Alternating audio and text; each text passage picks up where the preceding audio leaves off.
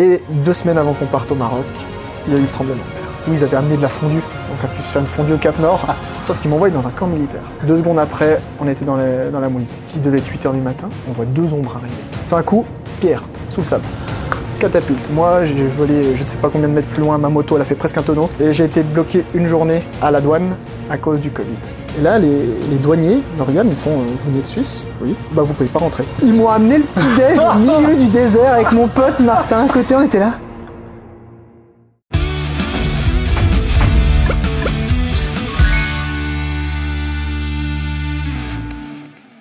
Salut, c'est Greg, bienvenue dans ce 3e épisode des interviews autour du tonneau. Aujourd'hui, j'ai le plaisir de recevoir Brian. Il a pas mal de choses à nous raconter autour du voyage à moto. J'ai pas forcément prévu des questions précises, mais juste le simple fait que tu nous parles de tes voyages, à mon avis, ça va suffire à vous inspirer et à vous partager des expériences assez dingues. On démarre tout de suite? C'est parti.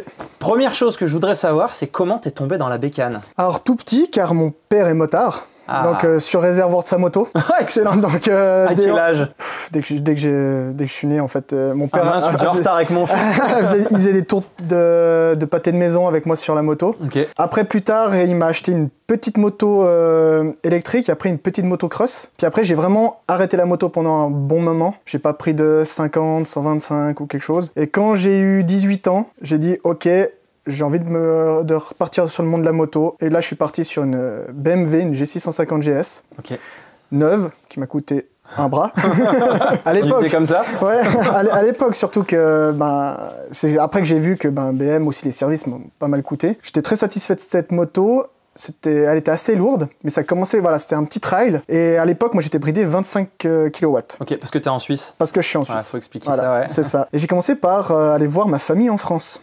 Donc, je suis allé jusqu'en Vendée. J'ai fait Suisse-Vendée, par les petites routes, parce que brider l'autoroute, c'était pas quelque chose de très sympa. J'étais vraiment à la rage, j'avais mon attel avec l'itinéraire, un écouteur avec le fil encore pour savoir où j'allais. Et surtout, je planifiais les stations-service.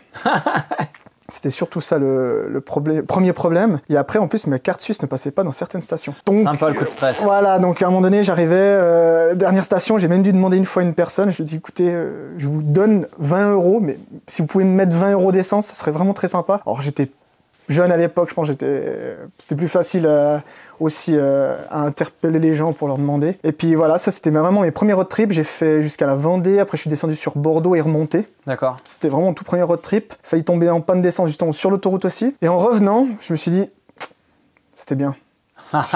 J'aimerais bien faire le plus. Virus là, ça y est, c'était parti. C'était ça. Et pourtant, j'avais mal aux fesses, c'était pas confortable, je me traînais, j'avais quasiment pas d'équipement, des équipements qui coûtaient peu cher parce que j'avais pas beaucoup d'argent justement. Tu démarres. Bah voilà, je démarre. Mais c'était le petit truc qui m'a permis de me lancer. C'était vraiment le fait d'aller dire bonjour à ma mamie et à mon papy. Okay. Et après, j'ai eu une bonne pause parce que le travail en fait, tout simplement. J'ai commencé mon travail. Et puis, après quelques années de travail intensif, on va dire, j'ai mon père qui m'a dit « Mais pourquoi tu prendrais pas une nouvelle moto ?» Ça faisait quand même quelques années que j'avais la GS. Et puis c'est vrai, j'ai dit « Ah ouais, c'est vrai, ça fait longtemps que j'ai pas refait de voyage à moto, ça me plaisait. » Alors, j'ai regardé plusieurs vidéos, dont celle de Matt Adventure aussi. Quelques-unes de tes vidéos déjà à l'époque. Puis je me suis dit « Ah ouais, l'Africa Twin, la Ténéré 700 n'était pas sortie. L'Africa Twin... Adventure Sport, là, elle me plaît bien. Je suis allé l'essayer, j'ai essayé d'autres modèles, j'ai craqué. C'était la moins puissante de toutes celles que j'ai essayées et la plus off-road. Ouais. Et au début, je pensais pas partir aussi sur faire de l'off-road. Je me dis, elle est confortable, grande autonomie. J'ai un peu craqué, je me suis dit, ouais, je la prends. Je venais de finir l'armée et j'avais besoin d'un petit quelque chose de nouveau. D'accord. Puis ça faisait des années que j'avais pas fait de gros road trip et j'avais besoin d'un nouveau défi. Et je me suis dit, j'achète cette moto et je pars faire un gros road trip. Et alors, c'est quoi ce gros road trip? Et là, c'était le Cap Nord. Direct. Alors avant, j'ai fait la Corse quand même avec un ami pour... c'est connu, ça parle la même langue, c'est facile. Oui. La Corse, c'est superbe, il y a des superbes routes. C'était aussi mes premières fois en tout terrain en Corse. J'ai adoré. Je suis tombé, c'était compliqué, coup de stress. Mais j'ai adoré. Je me dis, ok, bon, c'est déjà aussi une petite coche que je mets. Après, on a fini le road trip en Corse. Et en revenant du road trip en Corse, c'est là que je me suis dit, départ. Il me faut un gros objectif. Et je venais de voir la vidéo de Laurent Cochet sur le Cap Nord. Okay. Je me dis, ah, ça me tente bien, ça fait loin, qu'est-ce que je fais? J'ai pas beaucoup de congés, aussi avec le boulot. J'avais 20 jours. Ah oui, ça fait court quand même. Je l'ai fait en 17. Ah oui, d'accord, ouais. Et j'ai été bloqué une journée à la douane à cause du Covid. Parce qu'on est en 2019, c'est gentiment la fin du Covid, mais il y a encore toute la panoplie de... Est-ce que j'ai fait le PCR total. Donc je prends ma moto, j'arrive à placer mes congés, je place 20 jours. Je suis parti, donc j'ai fait la forêt noire, je monte. Le moins d'autoroute possible. Ouais. Je me suis dit, prends quand même le temps tout seul. Okay. Je suis parti et je me débrouille bien en allemand, mais pas bien en anglais. Ah. Là, c'était une des premières difficultés. Alors l'Allemagne, facile. Ouais. Mais dès que je suis rentré au Danemark... Oui, parce qu'eux, ils parlent bien anglais en plus. Oui. Les Danois, les Suédois, les Norvégiens, les Finlandais, ils parlent tous très bien anglais. Oui. Avec des accents un peu coupés, un peu spéciaux, mais... Donc avec des ronds sur les lèvres. Ouais. Donc je pars, plein Covid. Allemagne, aucun problème, tout se déroule bien. Les gens m'interpellent. Tout seul, ça c'est ce que j'ai pas retrouvé après quand je partais à 2 avec des potes. Tout seul, les gens viennent vers nous. Quand t'as une moto chargée, en plus, ça attire. Ouais, voilà, exactement. Qu'est-ce que tu fais là? Et ils essayent de venir discuter un petit peu, et ça, c'était assez incroyable. Puis c'est pour ça que, franchement, si les gens peuvent partir une fois tout seuls, c'est bien aussi. Ça permet un premier conseil que tu peux donner, ça. C'est une fois, même si c'est pas loin. Oui. C'est un bon conseil, je pense, parce que on apprend à se connaître nous-mêmes et notre rythme, parce qu'on n'a pas tous les mêmes rythmes. Après, connaître son rythme avant de partir en groupe, c'est bien, parce que moi je voyais que ça c'est un de mes pouvoirs magiques, j'ai les fesses en béton armé, je pouvais faire 10 heures de moto, j'avais pas de problème là-dessus. J'ai d'autres amis qui eux après 5 heures, ils avaient vraiment mal, il fallait vraiment qu'on fasse des grosses pauses, tout seul, c'est comme ça. C'est l'Allemagne, les gens venaient me parler, le Danemark, la Suède, la Norvège, la Finlande, tout le monde essayait de venir me parler, parce que, en même temps, j'étais le seul voyageur. Ouais, à cette époque-là, tu devais être tranquille. Ouais. Voilà, c'était ça. J'ai fait Danemark-Suède avec les ponts depuis le Copenhague. Okay. Je longe la frontière suédoise et j'arrive à la frontière norvégienne. Et là, les douaniers me regardent, ils me font « Vous venez de Suisse ?» « Oui. » Mais comment ? Vous pouvez pas rentrer. Je dis « Comment ça, je peux pas rentrer ? J'ai regardé sur vos sites, c'est ouvert. » Non. C'est vers demain. Ça, je l'ai compris un peu plus après. Pas le Covid, il est là. Ouais, c'est ça. Et demain, c'est bon, il est parti. Demain, c'est parti. Donc, je me suis fait escorter par la gendarmerie de la Norvège à Suède, sur l'autoroute. Ils m'ont fait prendre pour vérifier que je quitte bien la Norvège. Mais non. Ouais. Ils m'ont escorté, donc je me suis retrouvé... en plus, j'avais fait exprès, j'étais arrivé tôt le matin. J'ai dit, je retourne en Suède. Ok. Je vais me mettre dans un camping en Suède. Donc le lendemain, je me présente à la douane. C'est moi. C'est nouveau, moi, bonjour. Là, ils me disent, ok, c'est bon. Sauf qu'ils m'envoient dans un camp militaire. Ok. Parce que, je sais pas pourquoi, c'était comme ça à cette époque, par rapport au Covid. Même les Norvégiens qui venaient de Suède, on passait tous par un camp militaire. Mais pour faire quoi? Pour remplir plein de paperasses. D'accord. Et faire un petit PCR. Ah. Alors j'avais tous les papiers, j'avais tout fait en ordre pour être sûr de voyager tranquille. J'arrive dans ce camp militaire, et bien sûr, les personnes qui m'interpellent parlent norvégien ou anglais, mais un anglais où je comprenais rien du tout. Ok. Et ils me demandaient d'appeler l'ambassade, remplissez ce papier, les papiers tout en anglais. J'étais bon, ok, Google Traduction, je me débrouille. Et à un moment donné, j'avais l'ambassade au téléphone, je dis mais je comprends plus rien. Et je regarde le militaire à côté de moi, il y avait plus ou moins le même âge, et puis je sortais du service militaire aussi. Je lui tombe mon téléphone et je lui fais comprendre que je comprends pas ce qu'il me demande. Ouais. Et lui, après, je le vois, il fait le tour de ma moto, il donne mon numéro de plaque, il fait plein de paperasses pour moi, super sympa, il n'y a pas de souci. Je passe dans des petites cabanes, petites tests PCR, et après ils me disent « Ok, c'est fini. » C'est fini. Je peux y aller ? Oui, vous pouvez y aller. ok, cool. Je commence à rouler en Norvège, j'étais super content et là je me prends une pluie, mais un truc... Bienvenue, exactement. Il pleut, mais comme pas possible. Puis j'arrive dans un rond-point. Et je rentre dans le rond-point, j'étais à 30. Vraiment tranquille. J'étais en mode voyage, le but c'était pas de presser. Je vois une énorme trace d'huile sur tout le rond-point. Peut pas changer la trage. Serrer les fesses, fermer les yeux, et là l'avant. Wow. Je glisse. En plus il pleuvait, donc j'ai bien glissé un bon moment. Je me retrouve par terre, ma moto ultra chargée, dans un pays que je connais pas, avec des gens qui me parlent que je comprends rien. Toujours avec des ronds sur les lettres. Voilà. Je relève ma moto, tant bien que mal, avec un peu d'énergie, parce que après avoir glissé, on est un peu en colère, surtout quand on est paumé. Je relève la moto, les gens sont tout de suite venus vers moi, donc des voitures qui sont arrêtées, warning, ça va. Même si je comprenais rien, je voyais l'intention. Je dis oui, c'est tout bon, je pars. J'arrive vers un petit parking, je m'arrête, et là j'analyse les dégâts. Les Lone Rider que j'avais à l'arrière, 3 griffes, rien. C'est pas moi qui l'ai dit, hein. Franchement, j'adore ces valises, elles sont incroyables. Je les ai achetées en 2019 pour ce voyage. Ah oui, c'était exprès pour celui-là. C'était exprès, parce que si je tombais, je voulais pouvoir repartir. D'accord. et pas me faire une cheville. Et là, en plus, sur le béton... J'avais donc des traces sur le réservoir, mais rien de grave. La moto était viable. Voilà, rien de grave. J'étais ok, le petit coup était passé. Ça démarre fort, là, le voyage. Hein. Ça démarre fort. J'ai appelé mon père. Je dis putain, je suis tombé. Qu'est-ce que je fais, machin. Je suis tout seul. Bah oui, ça fait partie du road trip. Je me calme et je repars. Ok. Et puis je continue. Et puis là, sur Internet, je vois 2 autres Suisses qui étaient bloqués, qui étaient avec aussi 2 Africa Twin. Et eux, ils ont décidé de passer du Danemark à la Norvège par bateau. Okay. Par ferry. Et je les avais vus sur un site, justement sur Facebook, un groupe pour le Cap Nord où je posais des questions. Puis on se dit, on va faire un petit bout de chemin ensemble. Je dis oui, ouais, à fond. Puis ça fait qu'on avait tous des expériences différentes et on avait tous du matériel différent. Et ils avaient je sais pas comment ils ont fait, mais en fait ils avaient un top case, ils avaient percé, ils avaient mis des câbles, ils avaient un ordinateur, ils filmaient H24. Ils avaient des caméras partout. Oh non. Et ils filmaient non-stop. Okay. Mais des quantités de données, mais c'était abusé. Moi, j'avais ma petite GoPro sur mon casque, je filmais. Moi, je l'allume, je l'éteins. Ouais. Puis comme ça me permet déjà de pré-trier. Ah oui. Et puis eux, ils filmaient tout. Avant, arrière. Et les deux. J'ai regardé, ils avaient fait des branchements, ça passait sous la selle et tout. Là là. On les voit à un moment donné sur une des vidéos où il y a vraiment...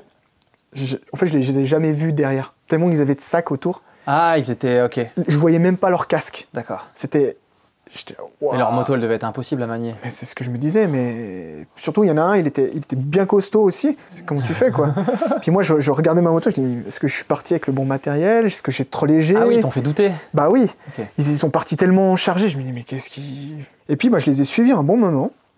On a remonté comme ça la Norvège, on a pris le ferry pour aller au Lofoten, incroyable. S'il y a un endroit en Norvège qu'il faut voir, c'est les Lofoten. Okay. Avec les fjords du sud, évidemment, mais il y avait personne, justement, il n'y avait pas un touriste, donc on était seuls sur les routes. J'ai eu du beau. Météo sympa, c'est ce que j'allais demander. Ouais, j'ai eu du beau. C'était bien. Et après, on est monté jusqu'au Cap Nord. Puis là, c'est la déception. Ah ouais? Ouais. Je suis arrivé au Cap Nord, des vagues de touristes parce qu'ils venaient en avion, ils avaient des grands cars, les cars, ils arrivaient. Il paraît qu'il faut arriver très tôt avant, sinon t'es foutu en fait. C'est ça. Et puis par contre, il y avait des troupeaux de cerfs, ça c'était incroyable, je les ai en vidéo. Ils venaient voir le Cap Nord aussi, tu crois? J'aurais bien aimé qu'ils aillent un peu plus loin pour que les touristes soient attirés par les cerfs et moins par le globe en fait. Oui, et puis on arrive au Cap Nord, 6 degrés, donc je suis en mois de juillet. Et je regarde, là moi je voulais redescendre au début par la Norvège pour faire des endroits que j'avais pas pu faire avec les Suisses qui voulaient tracer. Ah oui, d'accord. Et puis je regarde la météo, 10 jours de flotte. Genre, qu'est-ce que je fais? Eux ils partaient de l'autre côté, je dis non, on se sépare là, moi je vais me débrouiller, je vais faire mon trajet dans un autre itinéraire. Puis c'est vraiment le Cap Nord, quand je suis arrivé, tout ce trajet pour arriver au Cap Nord, c'était très joli, mais ultra touristique. Ouais, la fin, c'est pétard mouillé, quoi. Voilà, c'est pour ça qu'on dit que le plus beau, c'est le voyage et pas la destination. Bien joué, ouais. C'est l'exemple même, quoi. Ouais, et c'est vraiment ça. Donc, dès que j'ai fini le Cap Nord, enfin, dès que je suis arrivé sur place, j'ai dit au revoir aux deux Suisses, on s'est pris une petite chambre dans une sorte de bungalow. On a fait une fête et tout, ils avaient amené de la fondue. Donc on a pu se faire une fondue au Cap Nord. Petit dédicace, c'était sympa. Ouais, j'avoue. C'était un petit clin d'œil qui était pas mal. Après je suis redescendu Finlande, Suède. Suède, j'avais 35 degrés. Du coup, sous la flotte alors non, parce que justement, je suis passé par Finlande et Suède. Au lieu de redescendre la Norvège. De décaler comme ça, ouais. T'as eu une fenêtre de météo qui était correcte. 35 degrés en Suède, il y en avait 12 en Norvège et il pleuvait. C'est pas si loin pourtant. Ouais, c'est pas si loin. Et je suis redescendu et là j'ai tracé, je sais pas pourquoi ce qui m'a pris. J'étais parti depuis une dizaine de jours. Puis en tout, j'ai mis 17 jours pour faire 10 000 km. Dont un jour où j'ai passé dans un camping, vu que j'étais bloqué, donc 16 jours plus ou moins de roulage. Et je me suis accordé aussi un après-midi où un jour j'étais crevé, j'ai posé ma tente. Ouais. Et j'ai dit, ouais, il faut que je dorme. Ouais, ça fait bien. Ça fait bien. Et j'ai pu rouler sous le soleil de minuit. Ah. Ça, c'était... Le fameux. C'était quand même incroyable. T'es déconnecté complet là quand tu fais ça. Ouais, surtout que la journée, en fait, j'avais pas capté. Je suis parti le matin à 8-9 heures. Je roule, je suis mon GPS, des paysages magnifiques, je m'arrête de temps en temps, je roule. Puis d'un coup, je me dis, je commence à être fatigué, je comprends pas et tout. Et puis je regarde l'heure. Elle est longue cette journée. Ouais, je regarde l'heure, minuit. Ah ouais, ok, ouais, ça fait un petit bout. Puis je dis, ouais, encore 5 km. Je me suis arrêté, il était 2h du matin. Ça fait une belle journée. Ça faisait une belle journée. De roulage. Ouais, c'est la plus longue journée que j'ai roulée pour l'instant de toute ma vie. Au retour, en fait, les seuls moments où je prenais l'autoroute, c'était pour contourner les villes. Oui. Donc Hambourg. Les périphes, quoi. Les périphes, voilà. Okay, ouais. Et à Copenhague, j'étais obligé pour passer en Suède. Ok. C'est une autoroute pour passer. En fait, c'est un péage avec les ponts. Ah, oui. C'est un pont qui passe après dans l'eau. Ça fait pont, tunnel, pont. Tu prends de l'élan, tu respires, tu maintiens ta respiration, c'est presque ça. Sans mouiller de l'autre côté. C'est presque ça. Et tu perds quelques degrés aussi. Mais ça, c'est assez impressionnant à voir quand même. Puis voilà, je suis revenu de Norvège, j'étais content, crevé. Ouais. Mais j'ai jamais été aussi content de revenir chez moi, me poser, et je pense que ça a duré 2 heures. Je pars où après? C'est vraiment Juste le temps d'une sieste et tu veux repartir. C'était ça. Excellent. C'était ça. Après, j'ai fait un Tour de France. J'ai pas fait des demi-tours de France, mais j'ai fait un Tour de France. Tu l'as fait en combien de temps? T'as fait vraiment le tour complet? Non. Malheureusement, je suis pas encore allé dans le Pas-de-Calais, à part pour prendre un ferry pour aller en Angleterre. Ah oui, ok. Donc non. T'as pas vu la côte d'Opale et ce qu'on avait fait avec Tony. Exactement. C'est un joli coin, ça, ouais. Oui. Ok. Je me suis arrêté, je suis allé en Normandie. Ouais. Je suis descendu Bretagne, Vendée. Ah, ça, on n'a pas fait encore. Ouais. Bordeaux. Ok. Après, je suis allé jusqu'à Bayonne. Et après, je suis revenu. À un moment donné, il faut quand même, faut quand même rentrer. Faut les bosser un peu. C'est ça. Après, j'ai fait aussi l'Écosse et l'Angleterre. Ok. En road trip. Avec de la pluie? Oui. Et là, l'Écosse, j'ai trouvé une nouvelle petite astuce. Ma copine est allée en Écosse. C'était son voyage à la base qu'elle avait prévu. Elle a loué un van sur place. Ouais. Et moi, j'ai dit, ah non, je monte en moto. Donc, je suis parti en moto. Je l'ai rejoint, elle qui venait en avion, qui avait loué un van. Puis après, on se suivait. Ok. Moi, j'étais en moto, elle était en van. Ah, donc elle pouvait, tu dormais dans le van, quoi. Ouais. C'est bien. C'était pas mal pour... Moins chargé, la pluie, la nuit, c'est ça. Mouillé. Ouais. C'est ça. Okay. J'avais la tente pour le trajet aller, mais après, on était en van et puis ça permettait de cuisiner, ça permettait de faire... Oui, bah ça simplifie un peu. Voilà. Et puis l'Écosse, c'était vraiment... Ça me tente bien, moi. Tout le monde me dit, t'as vu l'Irlande, va voir l'Écosse maintenant. Et apparemment, j'ai beaucoup aimé les Irlandais, mais on m'a dit que les Écossais sont encore plus gentils. Alors maintenant, je veux comparer, quoi. Oui, par contre, ils mangent très tôt. Ah oui. On finissait des randos à 18h. Non, on fait plus à manger. Non. Je dis, comment ça? Non, on fait plus le goûter. Ouais, mais on démarre l'apéro, c'est tout. Et encore, il est un peu tôt. Ouais, mais on le rappelle, on arrive à 19h. Ah non, mais c'est fermé à 19h. Enfin, les cuisines sont fermées à 19h. Comment ça, c'est fermé à 19h? Ah oui. Ah oui, ça, je l'avais pas en Irlande, ça. Ouais, alors ça dépend où. L'est de l'Écosse, il y a pas mal de grandes villes, là c'est bon. Et le plus beau, c'est l'ouest. Ok. Et c'est des petits villages, et là, justement, ça fermait très tôt. Ah mince. Et puis vraiment, si je dois conseiller des gens à partir en Écosse, l'ouest.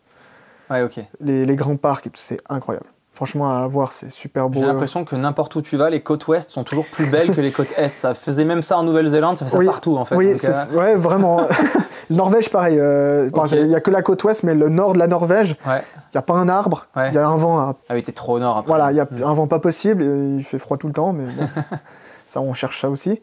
Mais alors ouais, l'Écosse, puis j'ai fait l'ouest de l'Angleterre l'année suivante. D'accord. Donc on a fait vraiment Pays de Galles aussi, l'ouest de l'Angleterre, super joli aussi. Et du coup là, dans l'idée, t'as bien quadrillé le nord de l'Europe là au final. Là. Ouais. Quand tu veux repartir, après il y a un moment où... J'aimerais bien aller au chaud. Voilà. Ça serait bien. Et puis faire plus de tout-terrain. J'ai fait un petit stage avec Pétocasque, d'une journée pour apprendre les bases. Ouais. Puis on avait l'idée de partir, au début on s'est dit ouais, le Népal ça serait incroyable. Ouf. Et puis pour finir, moi j'ai changé de job. Puis là à ce moment-là j'ai dit je peux pas partir. Je viens de commencer un nouveau job, j'ai quand même 2 semaines, je vais au Maroc. Ok, en 2 semaines. Ouais. Ok. Et je retrouve un autre pote qui avait fait le même apprentissage que moi de géomètre. Ouais. Il vient d'acheter une KTM, une 890 Adventure. Je lui dis tenterais pas de faire un peu de tout-terrain par hasard? Elle est faite pour... Ouais. Il était à fond. Il avait jamais fait de tout-terrain, mais jamais. Pas posé un pneu en dehors. Et je lui dis quand même, avant qu'on parte, tu viens avec moi, on fait une sortie tout-terrain. On a fait 30 minutes. Oh merde. Pas plus. Vraiment, il a testé de se mettre debout, puis après on est parti. D'accord. Quelques semaines après, on est parti jusqu'au Maroc. Alors c'était un sacré challenge, moi qui n'ai pas beaucoup d'expérience, lui qui n'a pas du tout d'expérience en tout terrain. J'avais prévu mon voyage, j'avais regardé, je lui dis on va passer par là, cette trace-là. Et 2 semaines avant qu'on parte au Maroc, il y a eu le tremblement de terre au Maroc. Ok. Et là c'est questionnement. On avait déjà tous les billets depuis plus de 6 mois, on avait acheté tout le matos, on avait dépensé beaucoup d'argent pour équiper nos motos. Ouais. Crash bar, pneus, on a essayé. Moi j'ai mis une bulle courte sur mon Africa pour éviter de me la prendre. Oui. Oula. Exactement, on a regardé pour des réservoirs additionnels, pour plein de choses. Okay. Il se passe ça, il se passe ce tremblement de terre. Nous, on est dans le doute. On dit, on n'a pas envie d'aller embêter les gens. Qu'est-ce qu'on fait? Et puis c'est là qu'on a vu certaines personnes au Maroc qui disaient, mais venez, parce que il y a certains endroits, le tourisme fait marcher l'économie à certains endroits. Le tremblement de terre est terminé, vous craignez rien, c'est ça. Bon, on a besoin faut les finances, quoi. C'est ça, nous on partait 10 jours, on prenait le bateau 10 jours après le tremblement de terre. Vous le preniez où le bateau? On l'a pris à 7. Ok, donc avec 36 heures de navigation. Et on arrivait à Nador. Ok, 7 Nador. Okay. On dit, bon, on est go, on s'était fait des fiches en berbère et en arabe pour dire on vient juste visiter votre pays, on cherche pas, si on gêne, dites-nous, on part tout de suite. Ah ouais. On essaie de faire, on les a oubliés. On avait pris plein de matériel et à la fin on a oublié les fiches. Ok. Et on avait pris des affaires à donner parce qu'on nous a dit que c'était pas bien de donner de l'argent ou comme ça, on se sentait pas trop à l'aise avec ça. Donc on a pris des crayons de couleur pour les enfants. Okay. Et des, comment on appelle ça, des petits récipients pour faire des bulles pour les enfants aussi. Donc on avait pris des crayons de couleur et ça, pour donner aux enfants qu'on croisait ou aux gens, pour éviter de donner de l'argent. Puis sur le ferry, justement, donc tout le voyage que j'avais planifié tombe à l'eau parce qu'il y avait des zones qui étaient touchées par le séisme. Ouais. Puis on a dit, on évite toutes les zones touchées par le séisme. À cause de quoi tu les évites? Parce que tu as peur que ce soit inaccessible, que les routes, les pistes... Ouais, non, plus peur de gêner. Gêner ceux qui étaient là pour reconstruire. Ok. Parce que Marrakech, on n'y a pas été. On est resté vraiment à l'est du pays. Le plus bas qu'on est descendu, c'est vers Merzouga. Puis après, on est remonté par l'Atlas. En contournant le plus possible les villes qui avaient été touchées. D'accord. On est resté vraiment sur des zones qu'on pense qui étaient... où on gênait moins. D'accord. C'était vraiment la peur de gêner les gens et d'arriver à des endroits où des gens avaient tout perdu. Oui, ils n'avaient pas envie de voir des types qui passent où tout va bien chez eux. C'est ça. Ouais, je comprends, ouais. Okay. On avait vraiment peur de gêner. Et tu crois vraiment qu'ils étaient... Est-ce que tu as su après s'ils étaient dans cette mentalité-là? Non, alors pas du tout. Ils étaient contents même C'était franchement le peuple marocain est incroyable pour ça. On s'est fait accueillir dans des endroits... Sinistrés du coup? Alors même pas sinistrés, mais des endroits en fait où on voit, ils n'ont pas d'eau courante, ils n'ont rien... On voyait vraiment, ils recyclaient l'eau. Ouais, il y a des endroits, c'était assez rude. Et puis, mais d'une gentillesse incroyable. Justement, donc j'avais plus mon itinéraire. Et puis sur le bateau, il y avait deux Français qui étaient en Ténéré 700. Une World Raid et une normale. Le mec bien, hein? Ouais. Ils avaient une moto qui ressemblait vachement à ça. Ils avaient un réservoir aussi à service, mais ils étaient super sympas. Et ils avaient... eux, des traces vraiment définies. D'accord. Donc je leur ai demandé, mais est-ce que... Il me dit, oui, pas de souci, prends-les, parce qu'on les a chopés aussi de quelqu'un d'autre. Donc j'ai pu les mettre dans mon GPS. Je dis, bon, ok, on va suivre ces traces, on verra, c'est l'aventure. L'aventure, là. Hein. J'ai un an de voyage de planifié, que j'ai toujours planifié, qu'il faudra que je refasse. Tout simplement, parce que j'ai pas pu faire ce que je voulais. Donc j'ai pris leurs traces, et il y avait un peu des difficultés sur leurs traces, mais c'était pas facile à comprendre le niveau de difficulté. Ils m'ont dit, ouais, ça se fait en maxi trail, il n'y a pas de souci. Ah, mais qui est dessus? Ça dépend du pilote. Voilà. Et aussi de comment t'es chargé. Et puis là, franchement, on était chargé assez léger. Tente, les deux bagages, on a pris peu d'affaires. On a pris des bidons pour l'essence, pour l'eau aussi. On était avec le sac à dos, avec le camelback. Moi, j'ai une trousse de secours que je suis formé. C'est toujours bien. Donc tu sais, on en parlait avec la vidéo matos qu'on a fait avec Tony, où tu as toujours des mecs qui prennent les bandages israéliens et tout ça. Et en fait, ils peuvent faire plus de mal que de bien. Si voilà, c'est ça. Alors moi, j'ai vraiment beaucoup de matériel premier secours. Ma copine est ambulancière en Suisse. J'ai fait l'armée en Suisse dans une force un peu rude, où j'ai été formé à réagir à certaines blessures. Grave, on va dire. Même, sûrement. Amputation, ce genre de choses. Oui, voilà. Donc, j'ai du matos avec moi, ça nous rassurerait nous, mais ça nous rassurerait surtout nos proches. Je pense franchement, si on commence à faire du tout-terrain, ça coûte pas grand-chose de se former sur des premiers secours. Et ça peut vraiment servir. Même dans tous les jours, moi j'ai toujours ma trousse de secours sur moi. Une fois, il y a quelqu'un qui est tombé en moto 5 minutes avant moi, j'ai pu arriver sur place et me dire, si il a eu ça, je sais quoi faire. Et c'est toujours rassurant aussi pour soi-même. Donc ça coûte pas grand-chose de se former là-dessus et ça peut servir, vraiment. Pas que sur soi, sur d'autres personnes. La première trace qu'on a fait le premier jour en arrivant du bateau, ça allait. Disons que pour nous, c'était assez engagé, mais ça allait encore. Donc franchement, on s'est dit, il y avait des passages des rivières à sécher. Parce qu'en fait, c'est ça qu'ils s'appelle. Ouais, un peu. C'est vraiment quand il pleut, ça pleut tellement fort que ça creuse des tranchées en fait. Et t'as une route, une trace, puis t'arrives. Elle est où? Il y a la trace, tu la vois de l'autre côté. Mais entre deux, tu dois traverser. Putain, je traverse. T'as des blocs comme ça. T'as des grosses caillasses au fond, et puis ça descend bien raide, et ça remonte bien raide de l'autre côté. Toi, t'es chargé, on n'a pas beaucoup d'expérience en off-road. Alors, premier jour, on a essayé, on a un peu galéré. Lui, mon pote Martin, il s'est fait une petite frayeur sur une montée avec une petite glissade le premier jour. Donc, sorti du bateau, on allait à un bon rythme, on va dire. Et puis, tombé, il a plié son sabot moteur. Alors il a le gros sabot moteur SW Motec. Qui prend les réservoirs. Heureusement. Ouais. Parce que c'est tombé pile là où il y a le réservoir. Ça s'est plié, mais ça n'a pas percé le réservoir. Et sur une grosse caillasse. Donc franchement, c'est du bon matériel aussi. Ça a bien tenu. Le crash bar a tenu aussi. Les sacoches de côté, c'est le premier truc exposé, ça s'est arraché. Ah ouais. Donc nous, on a eu du gros scotch, Panzer Tape, MacGyver. C'est ce qu'il faut. Des Colson partout. Ouais. Et on repartait. Alors il s'est fait une belle frayeur, donc après on a un peu calmé le jeu. Et on s'est dit, ouais, demain on fait un truc plus soft. Cette phrase, elle n'existe pas. C'était la pire journée. Donc on a commencé la pire journée, jour 2 au Maroc. Okay. On part le matin du camping. Je reviens un petit peu là-dessus. Super accueillant, les Marocains, même à la douane. Pas de problème. Okay. Est-ce qu'on t'a demandé si t'avais un drone? Non, on m'a pas demandé si j'avais un drone, mais je savais que c'était interdit, donc j'ai pas pris de drone. Donc en plus c'est placardé. Ouais. Franchement, là où on est arrivé, c'est dur de pas le voir. Ouais. Il faut vraiment... Non, puis il paraît qu'aujourd'hui, ils le demandent à tout le monde. Oui. Alors moi, ils m'ont fait sortir un peu les bagages. Après, quand j'ai commencé à sortir les bagages, je me dis, ouais, non, c'est bon. Range ça. Tu mets les chaussettes et les slips au-dessus, puis tu vas vite l'agacer. Puis tu mets les chaussettes salées, hein, c'est bon. Il va sentir l'odeur, il va dire, vas-y, roule. On est sorti du bateau, tout le monde vient de voir pour des cartes SIM, faut prendre là. Oui, on me l'a dit, ça, oui. Franchement, après, moi... T'aurais l'impression qu'il faut pas parce qu'on te saute dessus au point le plus touristique et en fait, apparemment, c'est là qu'il faut pas cher, franchement, il n'y a pas de souci. On part jour 2, le jour 2 au matin. On prévoit l'itinéraire, on commence, bonne journée, brouillard. Ok, on monte un petit peu en altitude.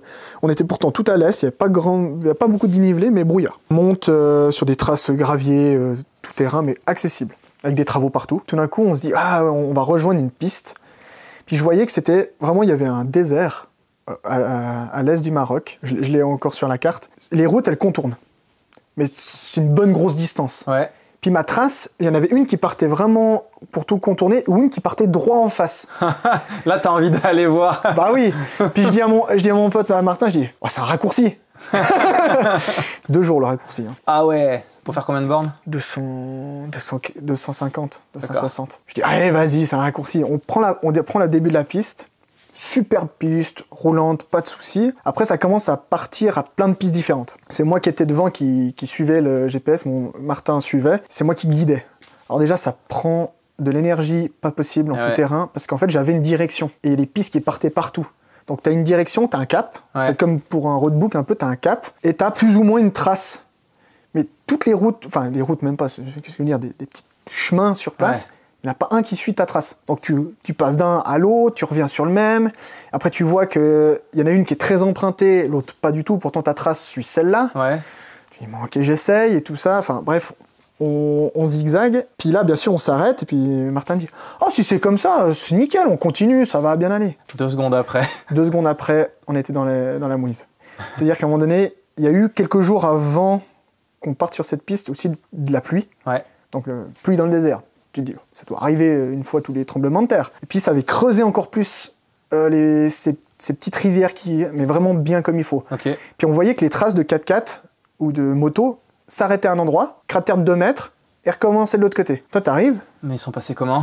Ouais, exactement. Ils sont passés par où? Donc toi, tu suis la rivière pour trouver un endroit pour passer. Alors, on passe de l'autre côté, et puis tout d'un coup, on arrive.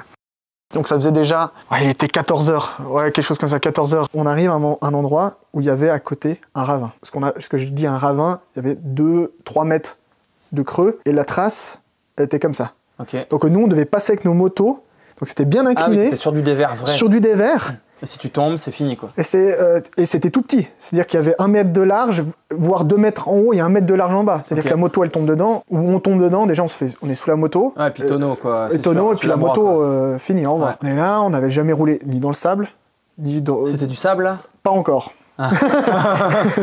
On n'avait pas roulé dans le sable, c'était de la caillasse avec de la poussière, et de temps en temps il y avait des petites traces de sable, c'était assez agréable à rouler dessus. Et là on arrive vraiment, je l'ai en vidéo d'ailleurs, où il y a cette crevasse, et là on passe vraiment, on descend, on fait passer une moto, après on cède, on fait passer l'autre moto, le long du ravin, et on passe le long de ce ravin, et puis mon pote Martin, à un moment donné, il met le pneu dans un petit truc, il tombe, heureusement du bon côté, pas dans le ravin, on ressort sa moto, puis on part, puis là grosse goutte, bon, on va calmer le jeu, on va essayer de rejoindre une piste qui a l'air un peu plus roulante. Puis on voyait que notre trace rejoignait une piste plus roulante. Des gros cailloux, machin, des marches. Puis on était là avec nos gros trails, on voulait pas faire demi-tour. Dès qu'on avait passé le ravin, on a dit on repasse pas par là, quoi. Donc on dit on est obligé de continuer. Puis niveau autonomie, on était vraiment bien. Donc on continue, on arrive dans des gros cailloux. J'ai talonné avec l'amortisseur arrière de l'Africa. Pourtant, tout sous mon sabot moteur, je voyais les traces de griffures. J'étais bon, ok. Puis justement, on envoie. On a croisé quelques berbères avec leurs brebis, ça, toujours très sympa, très souriant. Et puis à un moment donné, on arrive à une sorte de petit village, 10 maisons en terre cuite au milieu. Alors on dit coucou aux gens. Après, un peu plus loin, il y a quelqu'un qui est venu avec une petite moto, une 125, qui me demandait de l'essence. Je voyais qu'il en restait passablement dans son réservoir, mais je dis bon, ouais, j'ai un petit jerrycan j'avais 2 jerrycans de 2,5 litres. T'en mets un peu, vas-y, je te vide un jerrycan. J'avais l'autonomie large sur ma moto. Oui, tu craignais pas de te mettre en danger. Voilà, j'en gardais un au cas où. J'ai bien fait. C'était rassurant d'avoir cette réserve. Puis d'un coup, on voit des gros nuages, mais on-off. Il faisait jour, soleil, 30 degrés. D'un coup, noir. Ok. C'est quoi ce bordel? Des gros nuages. Une goutte. 2 gouttes. C'est oh là là, qu'est-ce qui se passe là? Et il commence à royer, mais bien comme il faut. Une grosse pluie. On est là, bon, on n'avait même pas eu le temps de mettre la tenue de pluie, parce qu'heureusement, on portait une tenue de pluie même pour aller au Maroc. Même pas le temps de mettre la tenue de pluie, on était 30. Et la route, c'est devenu... Enfin, la piste, du coup. La piste, c'est devenu, mais... C'était un mélange d'argile, de glaise. Une patinoire. Ouais. Un truc de dingue. Je sentais plus l'avant, l'arrière, machin. Puis en plus, sur l'Africa, l'avant, le garde-boue, il est assez bas. Ah oui, tu peux pas le relever. Ouais. Ouais. Par contre, je peux le démonter. Ah. C'est pour plus tard, ça. Puis tout d'un coup, on voit justement une de ces petites maisons. Tout seul. Il y a un petit gamin qui nous fait coucou. Je dis, franchement, on ne savait pas où on était. Enfin, on savait où on était plus ou moins. On voyait qu'il nous restait, je sais pas moi, 80 km, 80 km à faire. Je dis, vas-y, on va juste se mettre à l'abri 2 secondes vers la maison. Puis voilà, j'y vais vraiment au culot. J'avance, je vois le gamin, il me regarde avec des billes comme ça. Qu'est-ce qu'ils font? Je leur faisais coucou, quoi. Puis j'essaie parce qu'il parlait enfin peut-être c'était arabe, mais c'était plutôt berbère. Enfin, on est vraiment dans un endroit où normalement c'est les berbères qui sont là. Je lui fais signe, est-ce qu'on peut juste se mettre à l'abri 2 minutes, parce qu'il royait à plus possible. Et il me fait, oui, il part. Je pense qu'il allait demander justement à sa maman. Il revient, il fait, venez. Je dis, ok, bah nous on voulait juste se mettre à l'abri de la maison, parce qu'il pleuvait presque horizontalement, donc on s'est dit, on se met juste à l'abri. Puis on voulait pas dégueulasser, parce que poussière, pluie, boue. Puis en fait... on arrive, il nous invite chez lui. Mais chez lui, de ce que j'ai vu, c'est 2 pièces. Ok. C'est une pièce à vivre, avec des meubles entassés au fond, attachés avec des cordes, des spencettes, un tapis au milieu, une petite table. Fini. Et à côté, il y avait la cuisine, qui était fermée par un drap. Puis on arrive, puis il n'y a que lui en fait, on a vu quasiment que lui. Puis on entendait parler à côté. En fait, c'était sa maman et sa petite sœur. Ok. Mais vu que son papa était pas là, on n'avait pas le droit de les voir. Ah, parce que c'était le garçon, lui, du coup. Et... Voilà, okay. Exactement. Donc on était un peu gênés. Donc justement, on lui a donné des crayons de couleur, des trucs pour faire les bulles. Il trouvait ça super... je sais pas, il devait avoir 7-8 ans. Ah ouais. Ouais, mais là-bas, ils prennent un coup de maturité, de toute façon. Oui, voilà, il doit c'est gérer, ça. Voilà, si le père, il part... Puis le gamin, il est en tongue. Il pleuvait, il était en tongue, quoi. J'ai dit, ok. Et puis on se dit, bah écoute, merci et tout, juste de nous abriter. On essaie de communiquer. J'ai quasiment jamais entendu le son de sa voix. Ah ouais? Jamais. Il parlait qu'avec des gestes. Et après, tout d'un coup, on se dit, bah, on va y aller, merci, quoi. Non. Ok. Et il revient avec du thé. Ah. Il nous pose. Je dis, ah, c'est super. Et puis le thé là-bas, il est super bon. Faut aimer le sucre. Ah oui, le sucre beaucoup. Ah ouais. Ouais. Faut aimer le sucre. Il est pas amer, du coup. Il peut être Ah non, il est pas amer. Puis nous, on avait peur de l'eau. Ah oui. Mais bon, elle était bouillie, c'est du thé, ça va. Je dis, alors on boit le thé, on essaie de communiquer, tant bien que mal. Puis on lui montrait les crayons de couleur, parce que bien sûr, en fait, on a pris des crayons de couleur, on n'a pas pris de papier. Ah mince. En même temps, des blocs de papier, enfin des blocs à prendre dans la moto. Ramette, c'est vite lourd. Ouais, ça fait quand même... Il était super content, c'est ça le truc. Et puis après, on dit, bah merci, c'est vraiment très sympa, on va y aller. Il fait, non. Et il revient avec une sorte d'énorme pain tout chaud, qui venait de mettre ils sont trop bons, ceux-là. qui venait de mettre à cuire, en fait, avec du miel et du beurre. Puis il fait, c'est pour vous. Ok, puis on voyait, il était pas très épais. Toi, t'es comme ça, t'as pas faim. T'es bien européen, quoi. Ouais, t'es bien européen, t'as pas faim, parce que t'as mangé des barres vitaminées toute la journée pour essayer de te... Hein, et puis t'es là, mais ok, merci. Puis on lui dit, bah, viens avec nous, mange. Il fait, non, c'est pour vous. Ah, c'est incroyable. On se regarde avec mon pote, on commence à manger, miel, super bon, c'était incroyable. Mais c'était énorme. Donc on dit, on ne pourra pas tout manger, c'est pas possible. Donc on le remercie beaucoup. Et là, on a vu, juste de côté, sa maman et sa petite sœur faire comme ça. On était là, coucou. Hop, caché. Et après, ils sont repartis dedans. Puis justement, on a dit, ben, pour sa petite sœur, on lui a redonné un petit truc pour les bulles. Et puis on lui a dit, en fait, tu sais pas quoi faire dans cette situation. Ouais, on connaît pas, nous, ça. T'as l'impression que t'as envie de payer pour ton café et tes croissants. Oui, c'est ça. Pour toi, c'est normal. C'est comme si c'était un bar du coin, alors que c'était que de l'hospitalité qui est profondément ancrée chez eux, a priori. Exactement. C'est ce qu'on m'a expliqué après, c'est que pour eux, c'était un devoir de t'accueillir. Ouais. Mais pour moi, j'ai trouvé ça incroyable, quoi. Un devoir, mais est-ce qu'ils le font quand même avec plaisir du coup? Parce qu'il semblerait que la religion fasse que le voyageur doit être accueilli comme ça. J'espère que du coup ils le prennent, ça leur donne plaisir quand même, parce que c'est des contraintes pour eux. Et il faut pas les mettre dans la merde non plus, parce que eux ils ont pas beaucoup là-bas. Oui, c'est ça. Donc pour ça on lui a quand même donné de l'argent. On a bien fait, on n'a pas bien fait. Et sur le moment, tu sais pas quoi faire. Ouais. Donc on lui a donné un peu d'argent, puis on les remercie, puis on repart sous la pluie, quoi. Ouais. Il commençait un peu à arrêter de pleuvoir. On a mis 1h30 pour faire moins de 10 km. Ça a que de la... Je suis tombé je ne sais combien de fois et ma roue avant ne tournait plus. Ah, elle était bloquée dans le garde-boue. Ok. Ça avait bourré ma roue avant. Ouais. Mais complètement. Et puis mon ami avec son pneu, qui avait un peu moins de traction, on voyait qu'il patinait aussi. Et il nous restait 70 km pour atteindre le prochain village habitable. Ça va être long. Et il était 16... Ouais, non, il était même plus tard que ça. On était en galère, j'ai commencé à démonter mon garde-boue avant, il devait être 18h. On fait quoi? On met la tente, on verra demain. Exactement. On était au milieu du désert, il n'y avait rien à part des chiens errants. Ah non. Et pas qu'un. On les a entendus toute la nuit, on a flippé toute la nuit parce que... Tu crois qu'ils peuvent t'attaquer même dans la tente ou je sais pas? On a passé quelques maisons avant où les chiens ils te coursent après quand même un bon moment. Ouais. Puis t'as pas trop envie de l'approcher le chien. Et avant de partir, c'était un des trucs qu'on m'avait conseillé, c'était faire le vaccin contre la rage. Ah oui. Putain, tu l'as pas fait? Non. J'ai pas voulu faire le vaccin contre la rage. Après j'ai des grosses bottes d'enduro, s'ils me mordaient la botte, je risquais pas grand chose. Puis vraiment, j'étais là, ma roue avant ne tourne plus, j'ai dégonflé la pression, ça marche pas, on prenait vraiment trop de temps. On se met de côté. On sort la tente. Et puis là, j'ai commencé à démonter mon garde-boue avant pour enlever la boue. Je me suis dit, je le remonte, demain ça va être vite sec. On passe la nuit dans le désert. Et puis, juste avant qu'on se couche, il y a un enfant qui vient. À pied, hein. Mais il vient d'où? Il vient d'où? En fait, on pensait avoir fait 10 bornes depuis la maison de celui qui nous avait accueillis, mais en fait, on avait fait peut-être 5-6 km. Ouais, même pas 4 km, je dirais. C'est pas lui qui te ramène le reste du pain? C'était son petit frère. Ah! Mais qu'on savait pas. Il venait, il nous disait de faire demi-tour pour retourner à la maison, pour peut-être nous accueillir de nouveau, mais parce qu'il voyait qu'on avait galéré. Je pense qu'il a juste monté la colline d'à côté. Il nous regardait, il devait bien se marier. Il tombait à droite à gauche, à droite à gauche, il galérait. Avec tes crayons de couleur, tu sais, il faisait des barres. Ouais, c'est ça. Et puis en fait, c'était son petit frère, donc qu'on n'avait jamais vu. Il est venu à pieds nus. Hein. Ok. Parce que c'était tellement de la glaise et de l'argile et de la boue. Non, mais il valait mieux venir pieds nus qu'en tongs. C'est ça. Et tongs off-road là-bas, tu sais.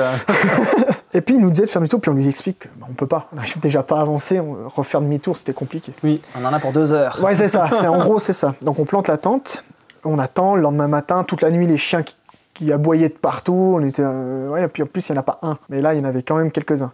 Puis ils se battaient un peu avec les chiens de berger plus loin, donc on était un peu chaud. Le matin, on se lève, tranquille.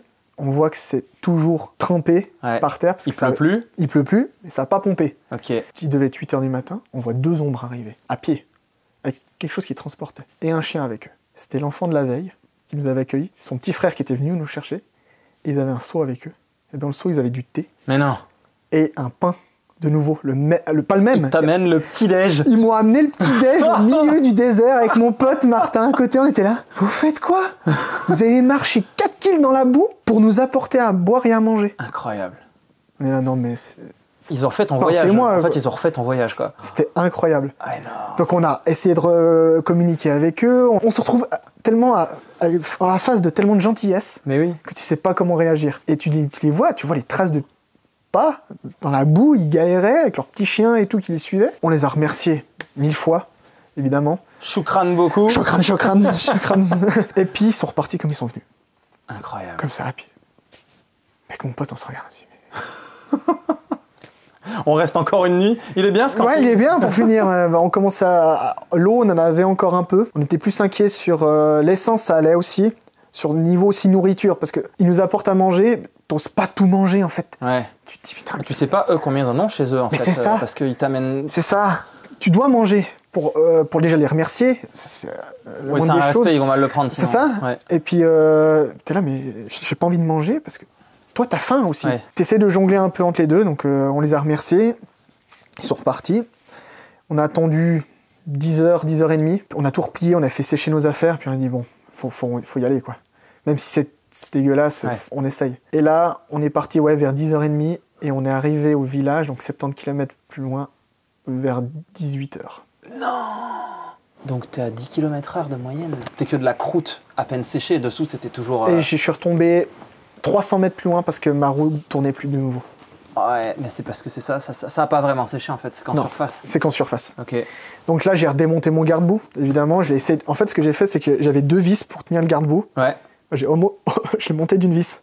Ah, ok. Pour essayer de rouler, quoi. D'accord. Puis on a bien galéré. Moi, je suis bien tombé. Mon pote est moins tombé que moi, même avec ses pneus moins off-road. Parce que justement, lui, ses roues, elles tournaient. Parce qu'il avait des garde-boue hauts. Ok. Donc ça, c'était vraiment pratique. Et à la fin, donc juste avant 18h, de 17 à 18h, il y avait des lampes de sable. Avec des traces de 4x4 dedans, machin, mais il faisait 35 degrés, quoi. Il a plu avant, mais c'est devenu... ça a bien séché. Après, fin de journée, ça avait bien séché. Et le sable n'était pas du tout porteur. Ok. Première fois qu'on roule dans le sable. On est de passer une sale journée. Tu viens de la boue. Je viens de la boue. Passer une sale journée. On s'amuse un peu. Puis toutes les vidéos que j'ai vues, ils disent, ouais, plus t'as peur, plus t'accélères, parce qu'il faut que t'aies de la vitesse dans le sable. Mais quand t'as peur, tu freines. Ah oui. T'as peur de ça.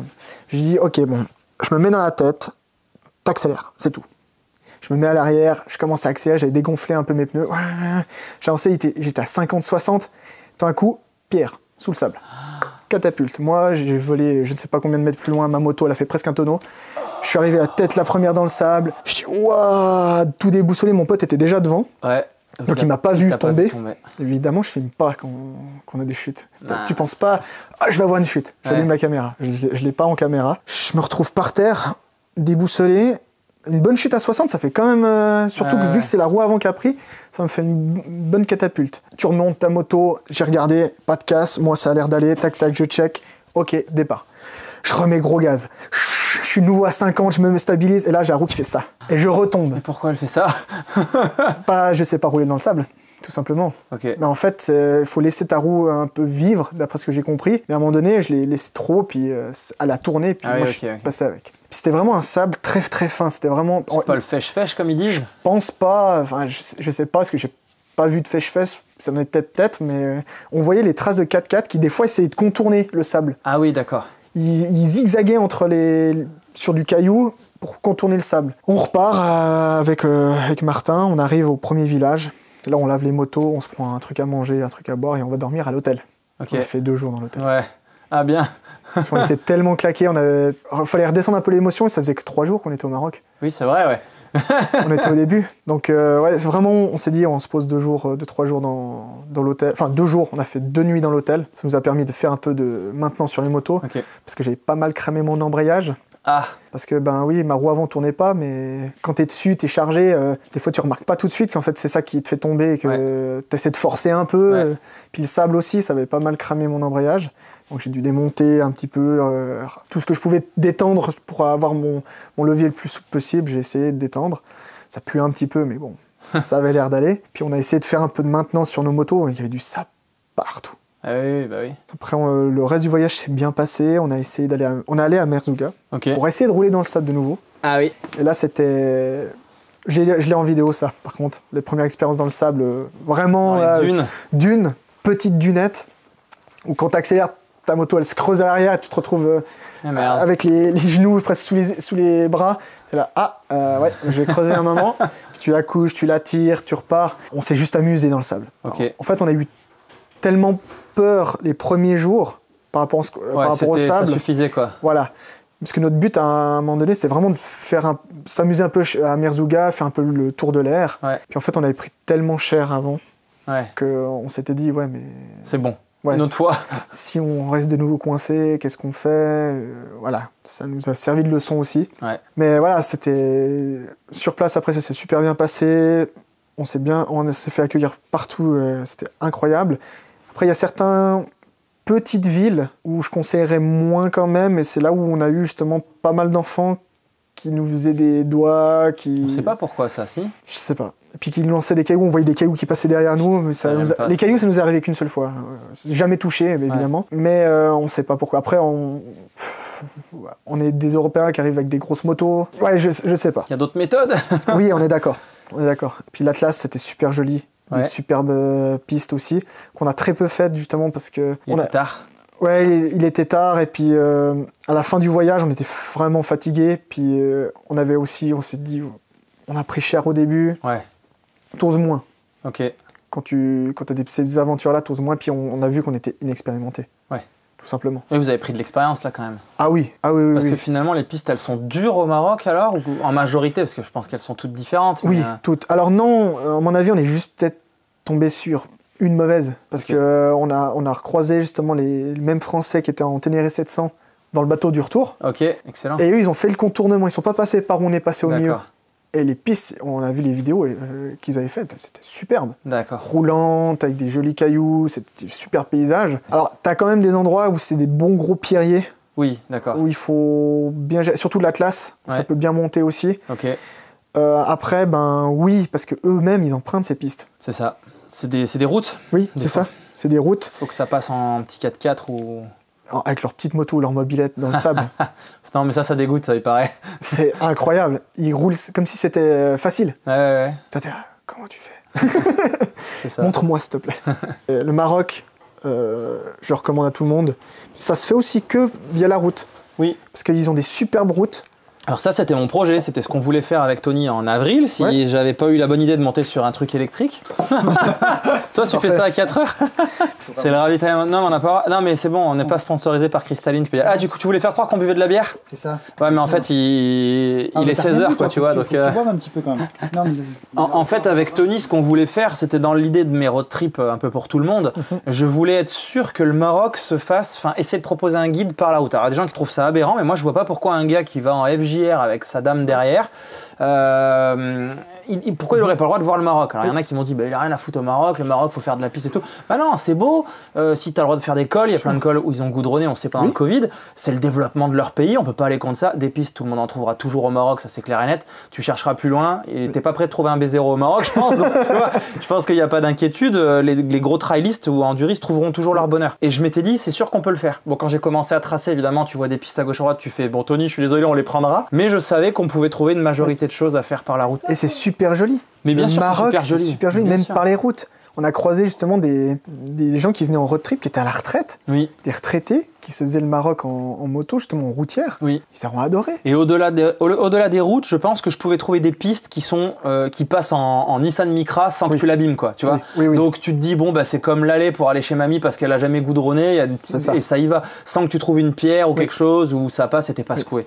Donc c'est ce que je voulais reconnaître en fait. Et surtout, justement, j'ai envie de dire aux gens, allez-y, vous serez de toute façon surpris au Maroc. En fait, tous les pays où je suis passé, j'ai toujours été surpris en bien. Il m'est jamais arrivé, là il m'est arrivé une petite galère, mais ça s'est bien fini. Et les gens sur place, c'était adorable. Et m'ont toujours aidé, ont toujours donné des bons conseils. Après, on a eu une super expérience. Et puis moi, le premier truc là, c'est que je suis rentré, je dis, peut-être une autre moto. Une moto, je crois que tu as essayé. Qu'est-ce que tu avais dit déjà? À un moment donné, elle monte comme la rouge au Jaffro. Ça monte comme la rouge au Jaffro. Ah oui, d'accord. Oui, c'est avec la petite 300 la 300 de Honda. D'accord. Que je me dis, un petit peu préparé pour retourner au Maroc. Pour m'amuser. Ça serait mon prochain objectif. Sûrement peut-être l'année prochaine. Repartir avec la petite CRF. Cool. M'amuser au Maroc. Trop bien. Et alors... Il y a une question qui me vient, comme tu as fait tous ces voyages-là et que tu dis que partout tu as appris, est-ce que finalement, réponds-moi vrai, même si ça va pas dans le sens qu'on voudrait, est-ce que finalement c'est forcément le plus loin où tu as préféré? Oui. Oui, parce que pourquoi alors du coup? Parce que c'était pas chez moi. Ah ok, tu cherchais le dépaysement. Ok, même si c'est beau en France par exemple, ou en Suisse, l'école, tout ça, on sait que c'est splendide, mais tu avais besoin de ce dépaysement. J'ai beaucoup voyagé en France. J'adore voyager en France et c'est facile. Ok. Le voyager en France. Il y a tout qui est là. Une station-service, à manger, un supermarché, n'importe, un camping, tout qui est là. Quand tu arrives en Norvège, ou que quand tu vois sur ton GPS ou ta carte, tu dis j'ai le plein, je sais que je peux faire 450 km avec mon plein, et que tu vois que ta prochaine station, tu sais pas si elle est là encore. C'est que tu dis qu'il y a une station, mais tu sais même pas s'il y a un cours vert, c'est 250 km. Tu dis ok, j'ai fait le plein, faut au moins que je puisse arriver à la deuxième station. Et c'est là que tu commences un peu à transpirer, parce que je suis arrivé à une station, 250 km après, fermé. Il me reste 200 bornes, je regarde prochaine station, 150 bornes. Faut pas qu'elle soit fermée. C'est ça. En France, ça n'existe pas, ça. C'est ça. En fait, dans la plupart de nos pays, France, Suisse, Espagne, Italie, Allemagne, Angleterre aussi, il y aura toujours quelque chose. Ou même, je crève en France, je suis sûr qu'à 1 heure autour de moi, j'arrive à trouver un garagiste qui va pouvoir m'aider, ou même si je suis en panne. Au milieu de la Norvège, on trouvera, mais il nous faudra une journée et quelques pour venir, parce que il n'y a rien entre deux. Surtout au nord de la Norvège, il y a quelques villes, mais c'est très éloigné. Et au Maroc, encore plus. Et le terrain va faire que tu vas avancer moins vite en plus. Et en plus, tu vas avancer moins vite. C'est les voyages que j'ai le plus appréciés. C'est là où j'ai le plus appris, et c'est aussi là où j'ai eu le plus de peur. Et c'est là que j'en ai les meilleurs souvenirs. Et oui, parce que ça t'a mis en adrénaline, pardon. Ça t'a...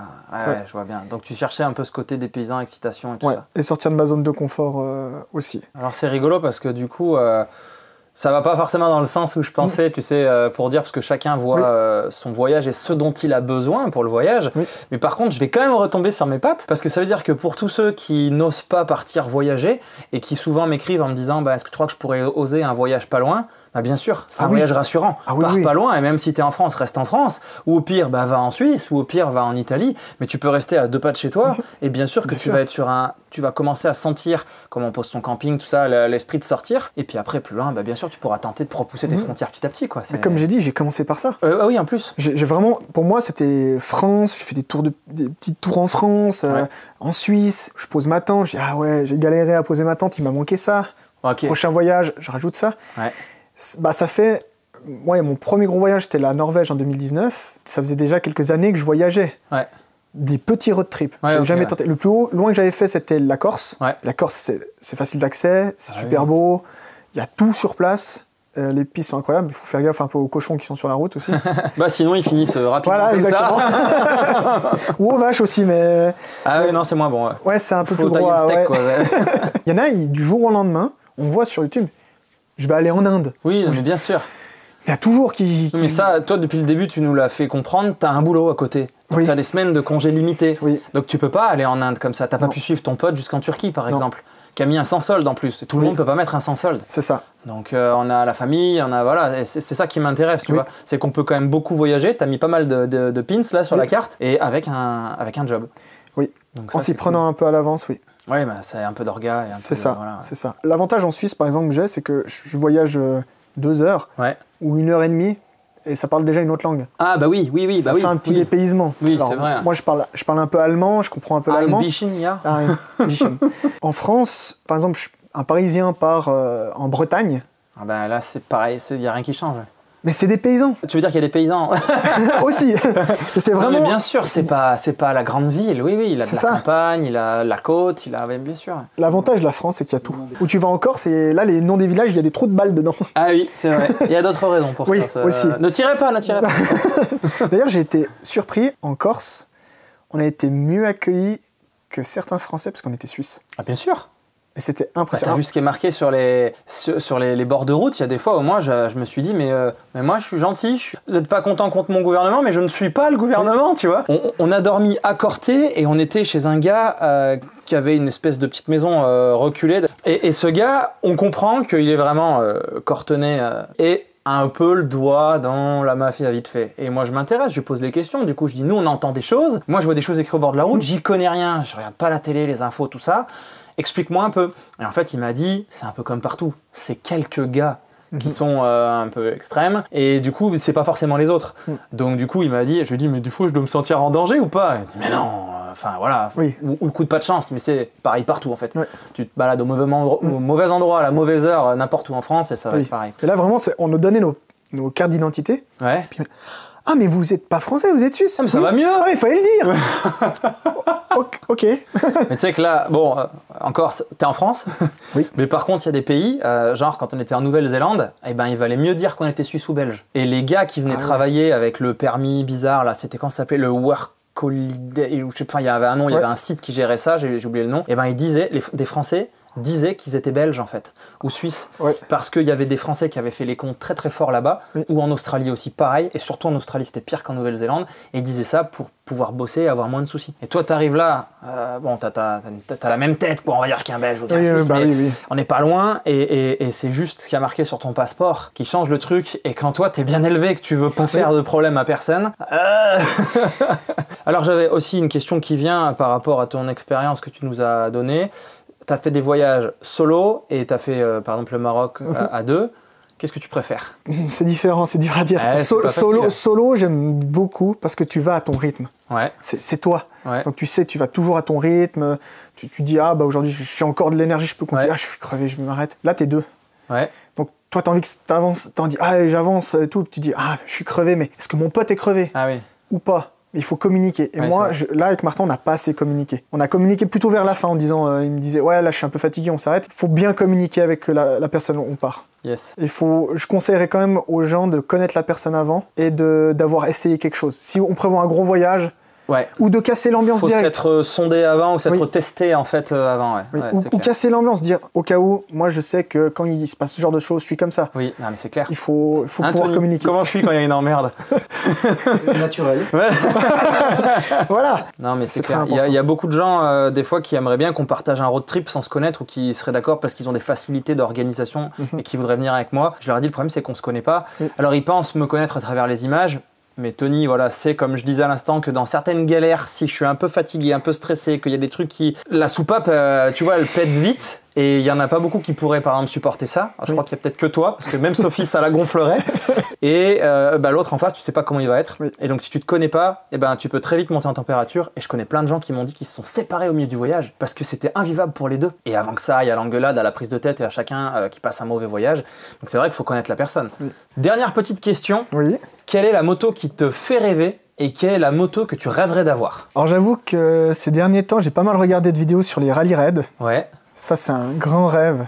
Évidemment, de Dakar, quand j'étais un peu plus jeune, que je voyais des vidéos.